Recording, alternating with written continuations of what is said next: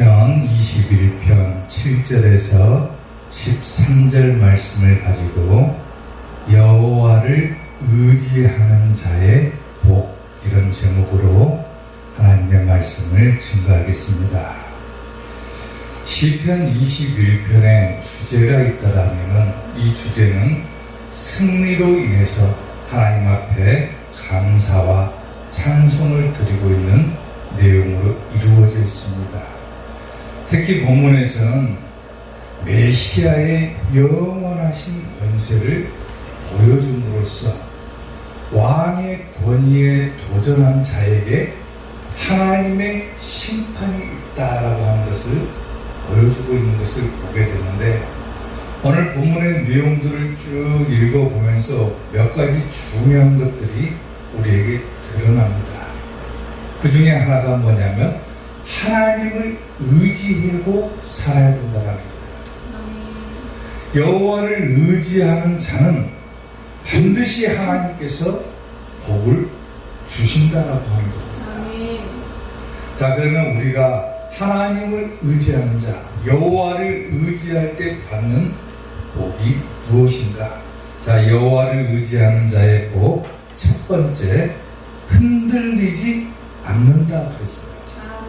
오늘 보면 7절 말씀을 보면은 왕이 여호와를 의지하오니 지존하신 이의 인자함으로 흔들리지 아니하리로다 그랬어요. 아멘. 하나님을 의지한다. 여기서 의지한다라고 하는 뜻은 뭐냐면 신뢰한다라고 하는 것. 그리고 하나님께서 살아계심을 확신한다라고 하는 거예요.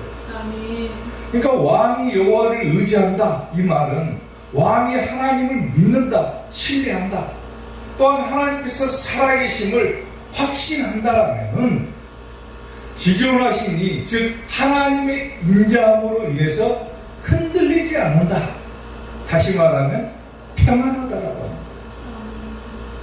아무리 어려운 위기가 다가올지라도, 아무리 어려움이 닥친다 할지라도 하나님을 믿는 자에게 있어서, 또한 하나님께서 살아계심을 확신하는 자는 절대로 흔들리지 아니하고 평안할 수가 있다라고 하는 겁니다.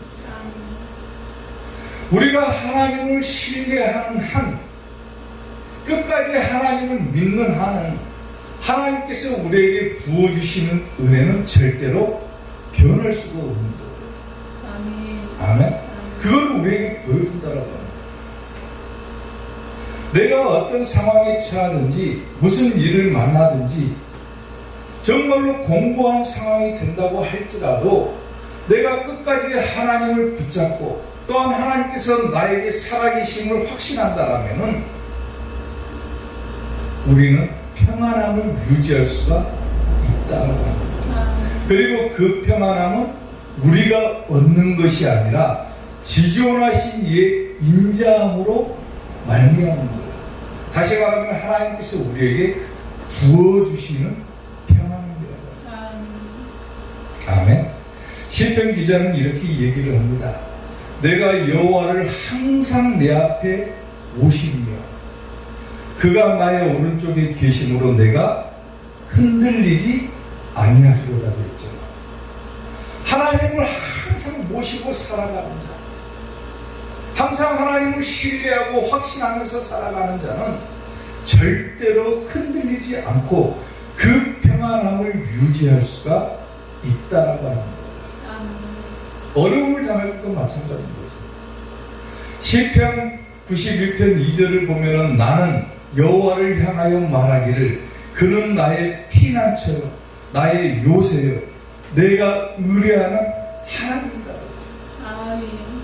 어떤 상황을 만나더라도 오늘 본문 보면은 이스라엘 백성과 다윗이 전쟁의 위기 가운데 있었지만 끝까지 하나님을 신뢰했더니 하나님께서 승리하게 해주시고 다시금 그 나라의 평안함을 부어주셨던 것처럼 오늘 우리가 일상을 살아가며 어려움을 당한다 할지라도 끝까지 하나님을 신뢰하고 확신한다라면 하나님은 나의 피난처도 되시고 요새도 되어주심으로 인해서 내가 끝까지 평안함을 얻을 수가 있다라고 하는 겁니다. 사랑하는 성도 여러분, 사람들은 누구나가 다 평안하게 살기를 원합니다. 누구나 다 평안하게 살기를 원하죠. 지금보다는 조금 더 나은 삶을 살기를 원하고, 지금보다는 더 평안한 삶을 살기를 원하는 것이 사람의 심리이죠. 지금보다는 조금이라도 나아지기를 원하는 것이 사람들이 바라고 추구하는 거예요. 세상은 빠르게 변하고 있고, 내가 살아가는 인생은 한 치 앞도 볼 수 없는 그런 상황 가운데서 내가 평안함을 유지하고 살아간다고 하는 것은 결코 쉬운 일이라고 볼 수가 없다라고 하는 겁니다. 그렇지 않습니까?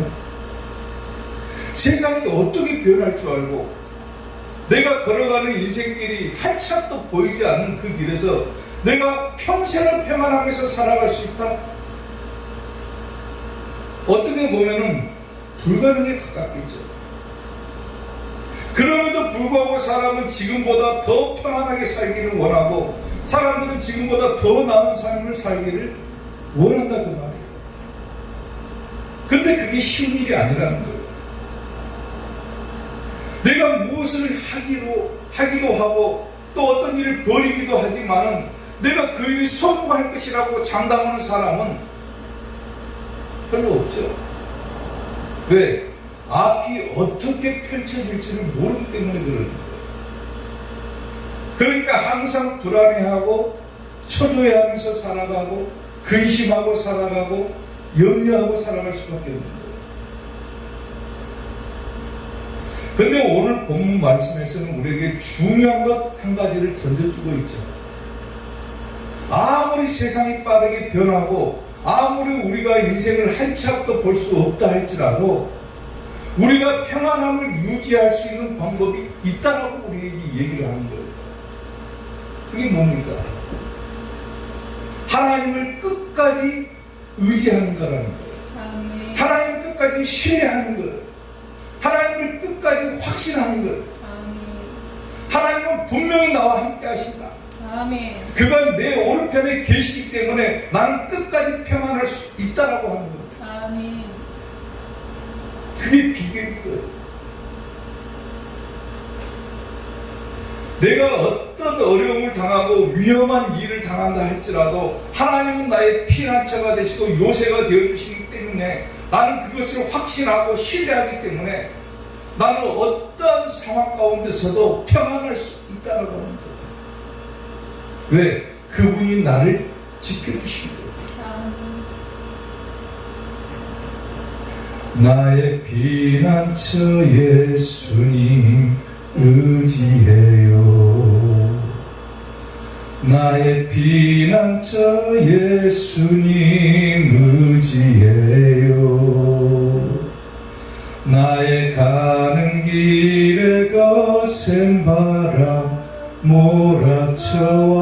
몰아쳐와도 나의 피난처 예수님 의지해요. 아멘.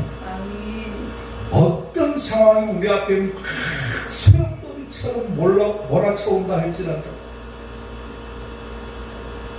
나에게 있어서만큼은 피난처가 되어주시는 그분이 계시기 때문에 그분을 끝까지 의지하고 신뢰하고 확신한다라면 어떤 상황 가운데서라도 우리에게 평안함을 주신다는 것. 사랑하는 성도 여러분, 끝까지 하나님을 의지하는 성도들이 되시길 바랍니다. 그러면 어떤 경우에도 흔들리지 않고 평안한 복을 받을 수가 있다라고 합니다. 하나님을 의지하는 자에게 주시는 이 평안함의 복을 천국 가는 그날까지 유지하는 우리 이사교의 성도들이 되시기를 주님의 이름으로 축원합니다. 여호와를 의지하는 자의 복, 두 번째, 원수가 음모를 이루지 못한다 그랬어요. 오늘 보면 11절 말씀을 보면은 비록 그들이 왕을 해하려 하여 음모를 꾸몄으나 이루지 못한다 그랬죠. 여기서 왕은 누굽니까? 다윗 왕이죠. 다윗 왕. 다윗 왕을 무너뜨리기 위해서 다윗의 대적들이 음모를 꾸미는 거예요. 음모를. 그런데 이루지 못한다. 음모라고 하는 것이 뭡니까? 악한 계획이나 해로운 생각들을 음모라고 하는 거예요. 그러니까 왕을 무너뜨리기 위해서, 하나님의 백성들을 무너뜨리기 위해서 그들이 악한 계획을 세우지만은 그것은 절대로 이루어지지 못한다 그랬어요. 왜 그렇습니까? 하나님을 의지하기 때문에. 하나님을 의지하는 자는 절대로 원수가 음모를 꾸민다 할지라도 그것이 이루어지지 않는다는 거예요. 아멘? 이해가 됩니까? 아무리 나의 대적들이, 원수들이 나를 해치려고 음모를 꾸며도 하나님을 의지하고 살아가는 자에게 있어서는 그 음모는 절대로 이루어질 수가 없다. 왜? 하나님께서 우리를 지켜주시고 보호하시기 때문에. 그러니까 원수가 음모를 이루지 못한다라고 하는 것은 바꾸어서 말하면 우리가 하나님의 보호를 받는다는 말입니다. 아멘? 여호와를 의지하는 자의 복 두 번째는 바로 하나님께서 우리를 보호해 주신다는 거예요. 이사야 8장 10절을 보면은 너희는 함께 계획해라. 그러나 끝내 이루지 못할 것이다. 말을 해보아라. 끝내 시행되지 못하리라. 이는 왜 그렇습니까? 하나님이 우리와 함께 계시기 때문입니다. 아무리 원수가 음모를 꾸며도 하나님께서 나와 함께 계시는 한, 내가 끝까지 하나님과 함께 있는 한, 원수들의 계획은 이루어질 수가 없다라고 하는 거죠. 아멘. 얼마나 위안이 됩니까? 마태복음을 보면은요, 예수님의 무덤에 관한 것이 나오죠. 자, 보세요. 그 이튿날은 준비일 다음 날이라 대제사장들과 바리새인들이 함께 빌라도에게 모여 이르되, 주여, 저 속이던 자가 살았을 때에 말한대 내가 사흘 후에 다시 일어나 한 것을 우리가 기억한다 그랬어요. 예수님께서 살아계실 때, 이 땅에 오셨을 때 내가 죽어도 사흘 만에 다시 일어날 것이다 공언하셨죠. 근데 대제사장과 서기관들이 빌라도에게 찾아가가지고 뭐라고 합니까? 저가 살았을 때 예수님을 속이는 자라고 표현하죠. 사흘 만에 다시 살아날 것이다 한 것을 우리가 뭐 한다겠습니까? 기억하고 있다고 그러죠. 그러니까 그러므로 명령하여 그 무덤을 사흘까지 굳게 지키게 하소서 그래요. 그의 제자들이 와서 시체를 도둑질하여 가고 백성에게 말하되 그가 죽은 자 가운데서 살아났다 하면 후의 속임이 전보다 더 클까 하나이다. 무슨 말입니까?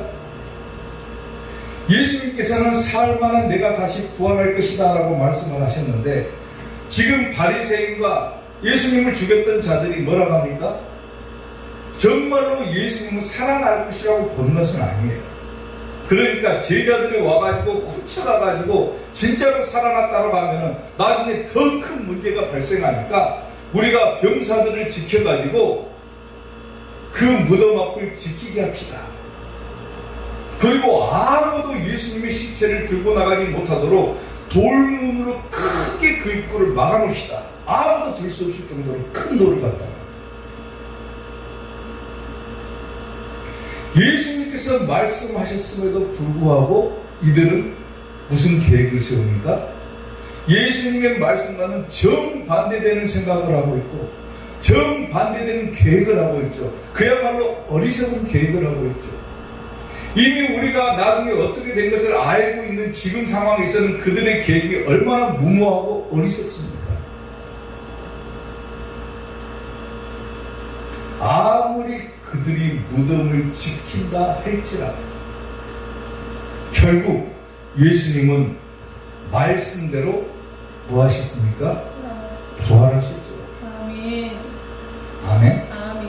아무리 죽이려고 해도, 우리를 해하려고 해도 끝까지 하나님을 신뢰하고 의지하면은 아무리 그들이 계획을 세운다 할지라도 그 계획은 절대로 이루어질 수가 없다라고 하는 거예요. 그러니까 두려워할 필요가 없는 거예요. 하나님을 믿는 자는 두려워할 필요가 없는 거예요. 요한계시록을 보면은 두 증인에 관한 이야기가 나옵니다. 조금 말씀이 길지만 한번 보겠습니다. 내가 나의 두 증인에게 권세를 주리니 그들이 굵은 베옷을 입고 1260일을 예언할 것이다 그랬어요. 여기서 두 증인은 뭐냐면은 마지막 때 보내심을 받은 하나님의 사역자들을 말하는 거예요. 즉 주의 종들을 말하는 거예요. 그리고 그들은 굵은 베옷을 입고 1260일을 예언한다고 그랬는데 이 예언이라고 하는 것이 뭡니까? 이미 우리가 성경을 통해서 봤던 것들이에요. 다시 말하면 하나님의 말씀을 증거하고 선포하는 거예요. 마지막 때. 지금은 말씀이 다 사라져버렸고 예수님이 말씀에서 사라져버린 시대잖아요. 그저 도덕적인 것을 설교를 하고 그저 철학적인 것을 설교를 하고 세상 돌아가는 얘기나 하면서 말씀이 사라져버린 이 시대에 다시금 하나님께서는 마지막 때 두 증인이라고 하는 주의 종들을 파송하셔가지고 다시금 하나님의 말씀을 선포하게 하시고 성도들을 이렇게 세우신다 그 말이에요. 아멘. 우리 교단의 유명한 목사님이셨던 김웅조 목사님도 뭐라고 말씀을 하셨냐면 7째 심판이 있기 전에 보내심을 받은 하나님의 종들이 바로 두 증인이라고 그랬어요. 이 두 증인은 하나님께서 보내신 주의 종들, 그리고 그들이 마지막 때가 되면은 굵은 베옷을 입고 1260일 동안 예언한다고 그랬어요. 자, 그런데 보세요. 그들은 이 땅에 주 앞에 서 있는 두 감람나무와 두 촛대니, 긴 얘기를 좀 생략하겠습니다. 만일 누구든지 그들을 해하고자 하면은 그들의 입에서 불이 나와서 그들의 원수를 삼켜버릴 것이다. 누구든지 그들을 해하고자 하면 반드시 그와 같이 죽임을 당할 것이다. 그래요. 주의 종들을 위협하는 거예요. 하나님의 말씀을 선포하기 시작하니까 땅에 사는 자들이 그 말씀을 듣고 괴로워하는 거예요. 견디지는 못하는 거예요. 그러니까 무슨 생각을 합니까? 죽이려고 하는 계획을 세우는 거예요. 예수님께서 이 땅에 오셔가지고 하나님의 말씀을 예수님께서 말씀을 선포하시니까 땅에 사는 자들이 너무 괴로운 거예요. 그 말씀들을 들으니까. 그러니까 결국은 무슨 생각을 합니까? 예수님을 죽이자 그러는 거예요. 마지막 때도 마찬가지랍니다. 두 증인이 와서 하나님의 말씀을 성도들에게 선포하니까 너무나도 견디지 못하고 괴로우니까 차라리 저 주의 종을 죽이자 그러는 거예요. 누구든지 그들을 해하고자 하면 그들의 입에서 불이 나와서 그 원수들을 삼켜버린다 그랬어요. 마지막 때. 그들이 권능을 가지고 하늘을 닫아 그 예언을 하는 날 동안 비가 오지 못하게 하고, 또 권능을 가지고 물을 피로 변하게 하고, 아무 때든지 원하는 대로 여러 가지 재앙으로 땅을 치기로다 그래요. 출애굽 때를 한번 생각을 해보세요.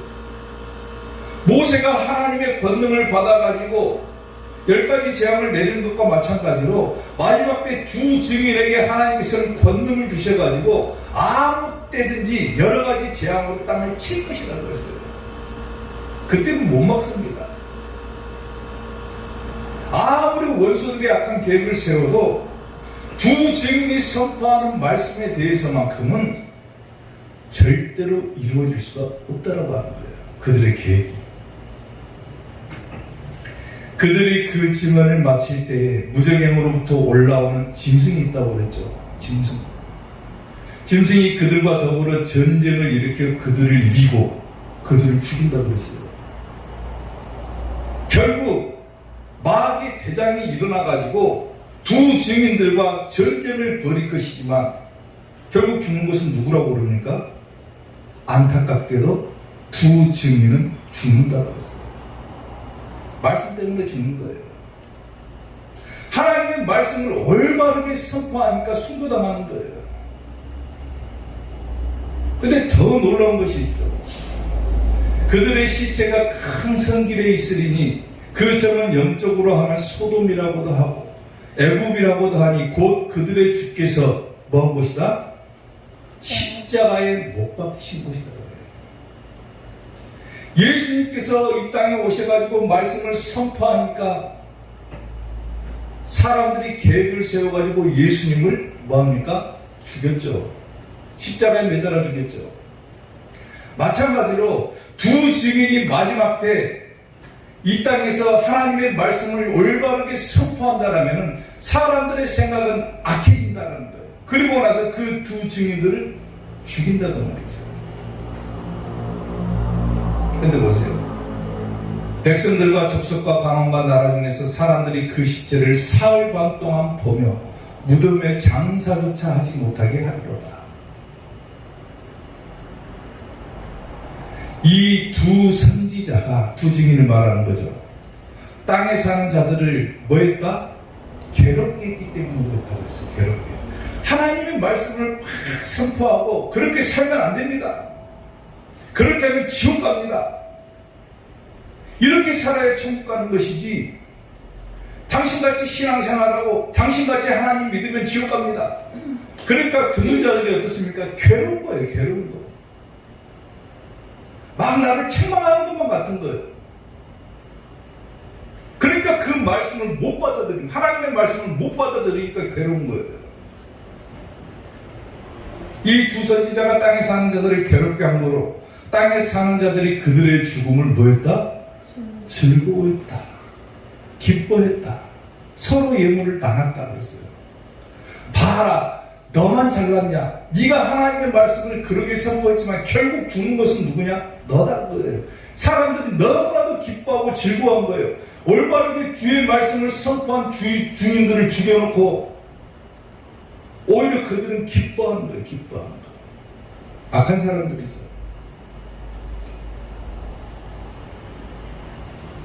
(3일) 반 후에 하나님께로부터 생기가 그 속에 들어가매 그랬어요. 그들 속에 두 증인에게 들어갔다는 거죠. 그들이 발로 일어서니 뭐였다는 겁니까? 발로 일어섰다는 것은 죽어가지고 3일 반 동안을 시체가 돼가지고 큰 성길에 누워있었고 사람들의 조롱거리가 되었는데 3일 반 후에 하나님의 생기가 그들 속에 들어가니까 그들이 두 발로 일어서 버렸다 그랬어요. 뭔 거예요 이게? 부활한 거예요. 부활한 거. 예수님께서 사흘 만에 부활하셨던 것처럼 마지막 때 두 증인들도 똑같이 사흘 반 후에 부활한다. 그러니까 구경하는 자들이 어떻게 됩니까? 두려워할 수밖에 없는 거죠. 왜? 자기들이 죽였는데 살아나니까 두려워할 수밖에 없는 거예요. 하나님의 생기라고 하는 것은 굉장히 중요하죠. 성경에서는 하나님께서 흙으로 사람을 빚어넣고 그 코에다가 뭘 불어넣습니까? 생기를 불어넣죠. 생기를 불어넣잖아요. 뼈들이 막 마른 뼈들이 누워있다가 일어나가지고 하나님의 생기를 불어넣으니까 살이 붙고 피부가 생기고 살아나 버리잖아요. 우리가 사는 것은 하나님의 생기로 인해서 사는 거예요. 생기로. 하나님께서 생기를 불어넣으시니까 그들이 두 증인이 죽었던 두 증인이 발로 일었으니까 사람들이 두려워할 수밖에 없죠. 하늘로부터 큰 음성이 이리로 올라오라 함을 듣고 그들이 구름을 타고 하늘로 올라가니 이게 뭐 하는 겁니까 지금? 일명 우리가 말하는 휴거예요. 휴거. 그들의 원수들도 구경하더라 그랬어요. 분명히 우리가 죽였는데 너무 저 사람이 하나님의 말씀을 들고 와가지고 우리를 괴롭게 하니까 우리가 그들을 죽였는데 그리고 시체를 길가에다 놓고 구경했는데 사흘 반 후에 하나님의 생기가 들어가가지고 그들이 두 발로 일어서가지고 하늘로 올라가는 모습을 멍하니 구경할 수밖에 없는 거야, 땅에 사는 자들.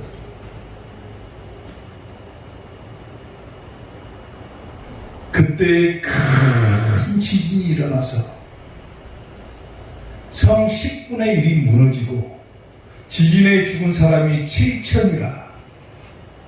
그 남은 자들이 두려워하며 영광을 하늘의 하나님께 돌리더라. 휴거된 모습을 구경하고 있던 자들이 있었죠. 땅에 사는 자들이죠. 하나님께서 그들에게 심판을 내리시죠. 큰 지진이 나서 성 10분의 1이 무너져 버리고 죽은 사람만 7천 명이 된다고 그래요. 상징적인 숫자입니다. 정확히 7천 명이 죽었다는 것이 아니라 어마어마하게 죽었다는 거예요. 그러니까 사람들이 뭐합니까? 그제서야 두려워하기 시작하는 거예요. 야, 하나님의 심판이 정말로 있구나. 두려워할 수밖에 없는 거죠. 아무리 적그리스도의 세력이, 마귀의 세력이 악한 계획을 품고 하나님을 믿는 자들을 해하려고 하지만은 결국 하나님은 당해낼 수가 없다는 거예요.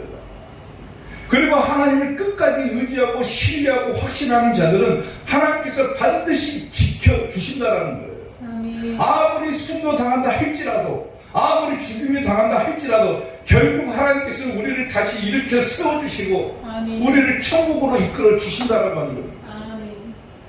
이게 우리에게 위안이 되는 거예요. 아멘. 여러분이 인생을 살아가면서, 지금 이 세상을 살아가면서 경계해야 될 한 가지 음모가 있습니다. 성경에서 예언하고 있죠. 한 가지 음모가 어떤 음모냐면, 마지막 때 이 음모는 적그리스도가 펼칠 수 있는 최대의 음모예요. 최대의 음모. 이것을 알지 못하면 다 당할 수밖에 없습니다. 그 음모가 뭘 것 같아요? 일명 사람들이 말하는 666의 숫자입니다. 뭐예요? 666이죠. 요한계시록 13장에서는 이 666에 대해서 이렇게 얘기를 해요. 자, 보세요. 그가 모든 자, 곧 작은 자나 큰 자나 부자나 가난한 자나 모든 사람을 말하는 거죠. 자유인이나 종들에게나 그 오른손에나 이마에 뭘 받게 합니까? 표를 받게 하고. 이게 666이죠. 사람들이 말하는 666이에요. 표를 받게 하고, 누구든지 이 표를 가진 자 외에는 매매를 못하게 하니 이 표는 곧 짐승의 이름이나 그 이름의 수다 그랬어요. 숫자다 그랬어요. 지혜가 여기 있으니 총명한 자는 그 짐승의 수를 세어보라. 그것은 사람의 수니 그의 수는 666이니라. 그랬죠. 666이죠. 마지막 때가 되면 적그리스도는 한 가지 음모를 세웁니다. 사람들은 누구나가 다 이 적그리스도가 주는 표를 받게 해줘. 666을 받게 하죠. 그리고 하나로 사람들을 모으기 시작합니다. 이게 적그리스도의 음모예요. 누가 적그리스도의 세력이냐, 이것을 구분하기 위해서 표를 제공하는 거예요. 그게 666이에요. 근데 사람들이 뭐가 666인지도 몰라요. 지금 밖에서 뭐 베리칩이니 뭐니 다 떠들어대도 베리칩이 666이다? 베리칩이 666입니까? 사람들은 베리칩이 666이라고 떠들어대요. 지금 나가면 길거리만 나가도 볼 수 있어요. 근데 666은 한 가지 중요한 것을 안고 있죠. 그게 뭐예요? 누구든지 이 표를 가진 자 외에는 뭘 못하게 합니까? 매매를 못하게 한다 그랬어요. 그러니까 베리칩이라고 하는 것은 매매 수단이 아니죠. 지금 현재는 666으로 가는 과정일 수는 있으나 분명한 것은 베리칩은 매매 수단이 아니기 때문에 666이라고 볼 수가 없다라고 하는 거예요. 제가 어렸을 때부터 들어왔던 얘기가 뭐냐면 666은 바코드다 그랬어요. 저 어렸을 때는 벚꽃가 666이다 그랬어요. 마트 가면 벚꽃 착 찍잖아요. 그게 666이다 그랬어요. 어렸을 때는. 그러니까 지금 와서는 또 뭐라 그러니까 베리치 666이다 그래요. 근데 모든 것들은 다 666으로 가는 과정의 한 수단일 뿐이지 666은 될 수가 없어요. 왜? 매매 수단이 아니기 때문에 그런 거예요. 어찌되었든 간에 적그리스도는 한 가지 음모를 세워요. 마지막 때 저 666이라고 표를 줘가지고 사람들을 하나로 모읍니다. 그리고 누구든지 매매를 못하게 해버려요. 그러니까 저 표가 없으면은 물건을 살 수도 없어요. 배가 고파도 쌀을 살 수도 없어요. 결국은 가서 사람들이 너무나도 먹고 살기 힘드니까 저 적그리스도가 제공하는 666이라고 하는 표를 받을 수밖에 없게 만들어버려요. 그런데 우리가 이것을 모르면 다 그 음모에 휘말릴 수밖에 없죠. 근데 알고 있다면 달라지죠. 이것을 막아낼 수가 있는 거예요. 아무리 원수가 원대한 계획을 세우고 하나님을 믿는 자들을 파멸시키려고 하고 하나님과 함께하는 자들을 지옥의 불구덩이로 끌고 들어가려고 할지 몰라도 내가 하나님을 향한 마음만 굳건하다라면 하나님을 향한 신뢰만 확신한다라면 그 음모는 절대로 우리에게 있어서는 이루어질 수가 없다라고 하는 겁니다. 하나님을 의지하는 자에게 주시는 복, 바로 어떤 음모가 일어난다 할지라도 그 음모는 우리에게 이루어질 수가 없다. 하나님의 복을 받기 때문입니다. 사랑하는 성도 여러분, 끝까지 하나님을 의지함으로 원수가 어떤 음모를 꾸민다 할지라도 하나님의 보호를 받는 이사교의 성도들이 될 수 있기를 주님의 이름으로 축원합니다. 여호와를 의지하는 자의 복, 마지막 세 번째, 원수의 얼굴에 활시위를 당긴다 그랬어요. 오늘 보면 12절 말씀을 보면은 왕이 그들로 돌아서게 하며 그들의 얼굴을 향하여 활시위를 당기리로다 그래요. 아멘. 원수가 아무리 계획을 세우고 우리를 흔들어 대려고 해도 우리는 절대로 하나님을 의지하기 때문에 흔들리지 않을 것이고 또 하나님께서 우리를 지켜주시고 보호해 주실 것이고 결국 마지막에 가서는 원수의 얼굴에다가 뭐합니까? 활시위를 당긴다 그랬어요. 이게 뭐하는 겁니까? 원수들을 심판한다는 말이에요. 심판한다. 결국 마지막 때 하나님을 믿지 않는 자들, 하나님을 대적한 자들, 주의 종을 대적한 자들, 하나님을 믿는 자들을 대적한 자들은 결국은 심판을 받을 수밖에 없다라고 하는 거죠. 왕이 그들로 돌아서게 한다 그랬죠. 돌아서게 한다. 문자적으로 보면 등을 돌린다 그 말이죠. 도망간다 그 말이에요. 도망간다. 도망간다. 그리고 그들의 얼굴에 활시위를 당긴다. 여기서 활이라고 하는 것은 뭡니까? 이스라엘 특히 왕이 가지고 있는 주요 무기가 바로 활이었죠. 당시에는. 그러니까 당시의 표현법대로 쓰는 거예요. 활시위를 당긴다. 왕이 가진 무기를 사용해서 원수들을 내쫓는다. 도망치게 한다.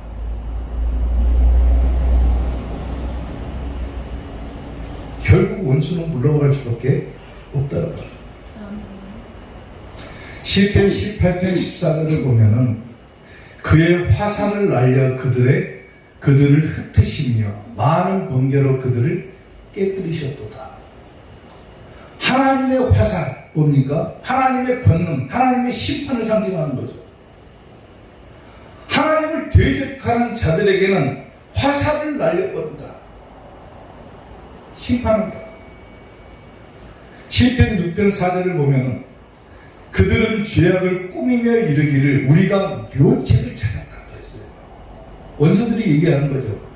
죄악을 꾸미면서 그들이 이르기를 우리가 진짜 좋은 묘책을 하나 찾았다 하나니 각 사람의 속뜻과 마음이 깊도다. 그러나 하나님이 그들을 뭐한다 그러니까? 쏜다 그랬어. 쏜다. 쏘시기.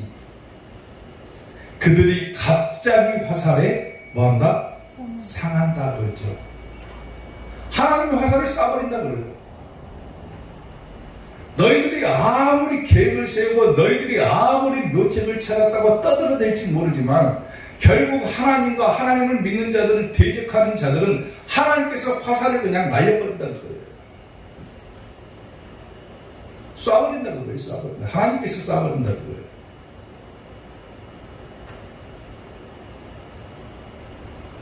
중요한 것이 뭡니까, 여러분? 하나님을 믿는 자와 믿지 않는 자의 차이가 중요한 거예요. 내가 끝까지 하나님을 의지하고 살아가느냐, 신뢰하느냐, 하나님께서 내 곁에 살아계심을 확신하고 살아가느냐, 그것과 그렇지 못한 것이 중요하다 그 말이에요. 어느 쪽을 택하실 거예요? 내가 천국길로 갈 것이냐 지옥길로 갈 것이냐 두 가지 길밖에 없는 거예요. 어떤 종교에서 말하는 것처럼 천국과 지옥 사이에 한 가지가 더 있다 그렇게 얘기를 해요. 어떤 종교는. 그리고 거기에 있어가지고 착하게 많이 후손들이 싸우면은 하나님이 천국으로 보내준다 그렇게 얘기하는 종교가 있어요. 지구상에서 존재하는 가장 큰 종교입니다. 그 종교가. 천국과 지옥 사이에 한 가지가 더 있다.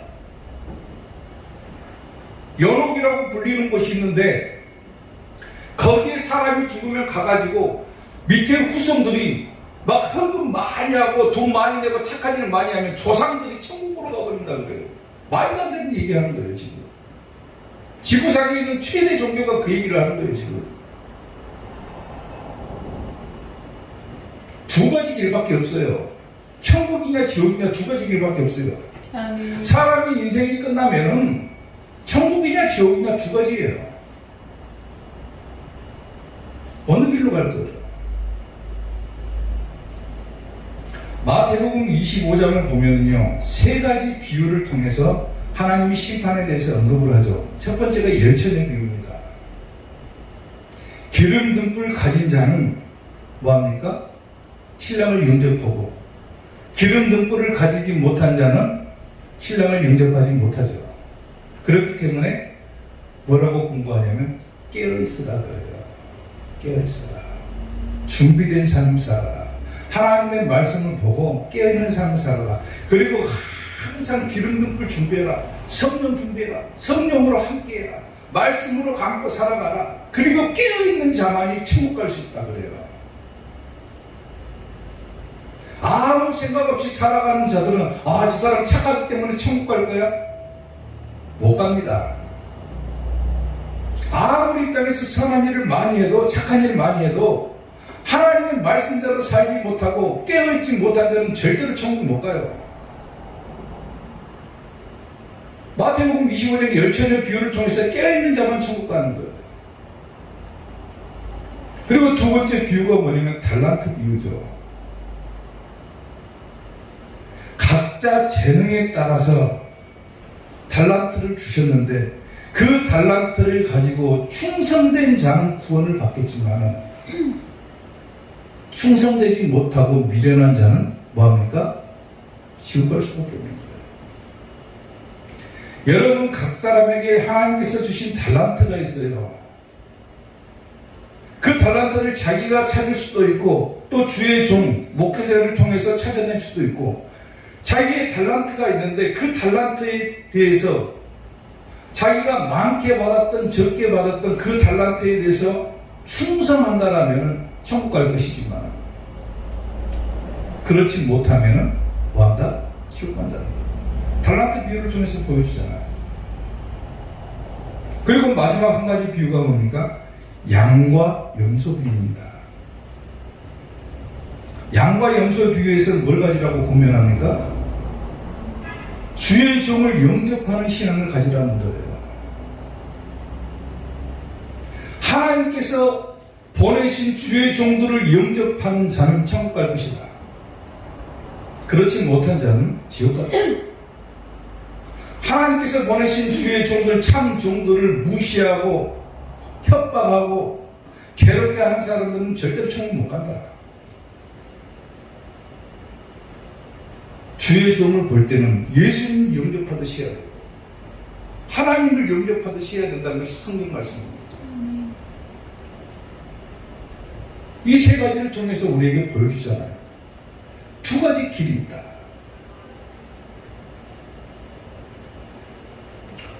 마태복음 24장 3절을 보면요, 예수님의 제자들이 예수님께 나와서 물어봅니다. 예수님께서 감람산 위에 앉으셨을 때에 제자들이 조용히 와서 이르되 우리에게 일러주십시오. 예수님께 물어보는 거예요. 어느 때 이런 일이 있겠어? 자, 중요한 것이 이 질문입니다. 또 주의 임하심과, 그건 주의 재림을 말하는 거예요.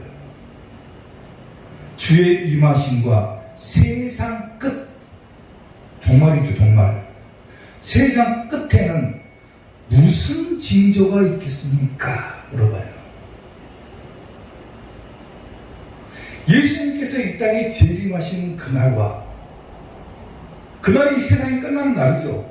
세상이 끝나는 그날에는 도대체 예수님 무슨 징조가 있겠습니까? 라고 징조에 대해서 물어봐요. 징조. 그러니까 예수님께서 뭐라고 말씀하셨어요? 나중에 한번 읽어보세요. 성경 찾아가지고. 거기에 쭉 보게 되면 예수님께서 여러 가지를 말씀합니다. 저체에 기근이 있을 것이고, 지진이 있을 것이고, 많은 나라가 나라를 대적할 것이고, 민족이 민족을 대적할 것이고, 많은 사람들의 불법이 일어날 것이고, 너희가 내 이름 때문에 죽임을 당할 것이고, 여러 가지 징조들을 다 말합니다.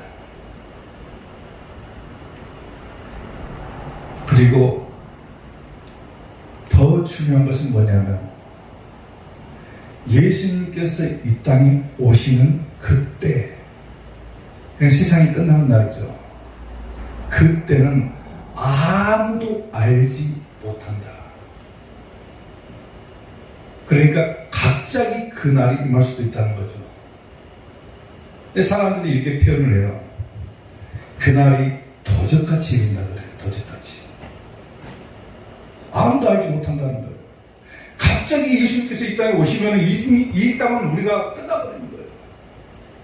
설령 내일은 안 끝나겠지 했지만은 예수님께서 만약 오늘 당장이라도 오신다라면은 세상은 끝나버리는 거예요.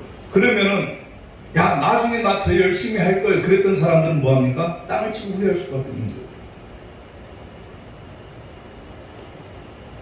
복음성가 가운데 그 노래가 있죠.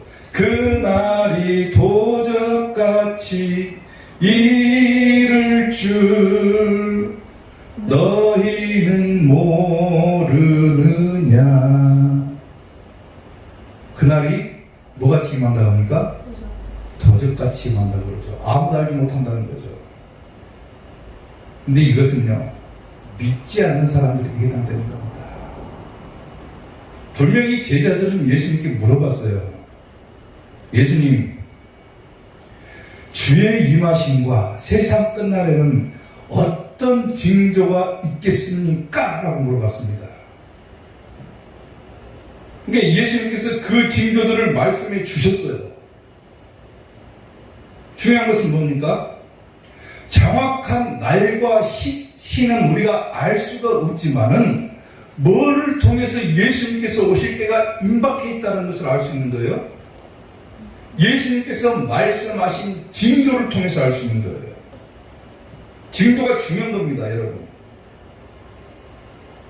비가 올 징조가 보이면 하늘이 어떻게 됩니까? 새카맣게 먹구름이 몰려오죠. 땅에는 습기가 가득 머금게 되죠. 그러면 뭐라 합니까? 야, 비 올 징조다 그래요. 징조를 보고 비가 온다는 것을 알죠. 나이 드신 분들이 허리가 아프고 무릎이 쑤시면은 야, 오늘 비 올라갔다. 그 아픈 징조를 통해서 비가 오는 것을 알죠. 제자들이 예수님께 물어봤어요. 예수님, 마지막 때는 무슨 징조가 있습니까? 그러니까 예수님께서 징조를 다 말씀해 주셨잖아요. 그 징조를 보는 사람은 정확한 날짜와 시간은 알 수 없지만은, 야, 임박했다, 예수님께 오실 때가. 이걸 알 수가 있다는 거예요. 그러니까 그날이 도적같이 이른다. 이것은 어떻게 보면 믿는 자들에게 있어서, 하나님을 의지하고 신뢰하고 확신하는 자들에게 있어서는 좀 안 맞는 부분이에요. 그러면 믿는 자들에게는 그날이 도적같이 옵니까? 안 옵니까? 절대로 도적같이 안 옵니다. 절대로 도적같이 안 와요. 아니, 성경에서 그날이 도적같이 온다고 했는데 목사님 지금 거짓말 하십니까? 그럴지 모르지만은 성경에 그 말만 있는 게 아니에요. 자, 보세요. 데살로니가 전서 5장 4절. 형제들아, 너희는 어둠에 있지 아니하며 그랬어요. 우리는 빛의 자녀라는 거죠. 하나님 안에 있다라는 거죠. 너희는 어둠에 있지 아니하며 그 날이 뭐 한다 그럽니까? 도둑같이 너희에게 임하지 못한다 그랬죠. 아멘. 빛의 자녀들, 하나님을 신뢰하는 자들, 하나님을 의지하는 자들은 그날이 절대로 도둑같이 임하지 못한다 그랬어요. 아멘. 근데 아무 생각 없이 살아가는 자들, 하나님을 믿지 못하는 자들에게는 도둑같이 그날이 임하지만은, 하나님을 믿는 자들에게 있어서는 절대로 그날이 도둑같이 임하지 못한다. 아멘. 성경 말씀에 기록되어 있죠. 근데 뭘 통해서 알 수 있습니까? 우리가 징조를 통해서 하는 거예요. 징조를 통해서. 아멘. 예수님께서 말씀하신 징조는 이미 성경에 다 기록이 되어 있습니다.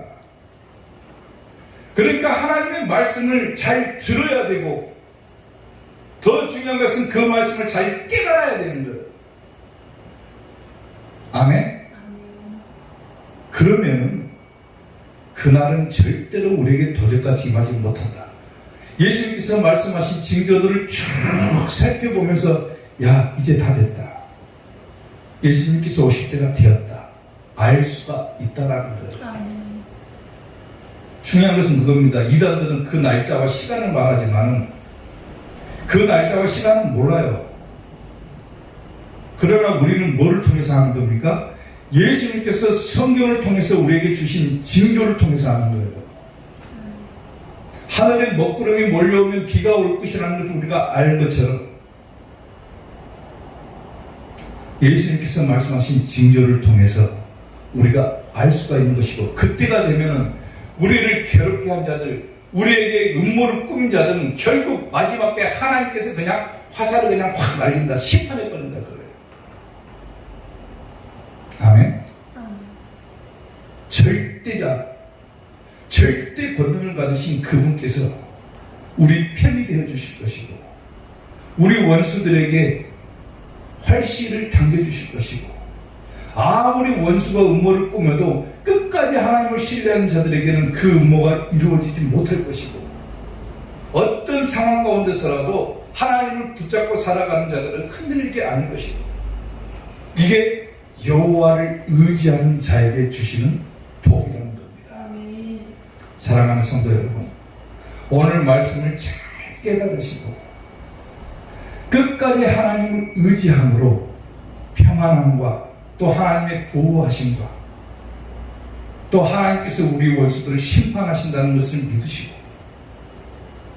천국 가는 그날까지 끝까지 하나님을 붙잡는 우리 이사교의 성도들이 될 수 있기를 주님의 이름으로 축원합니다. 아멘. 기도하겠습니다.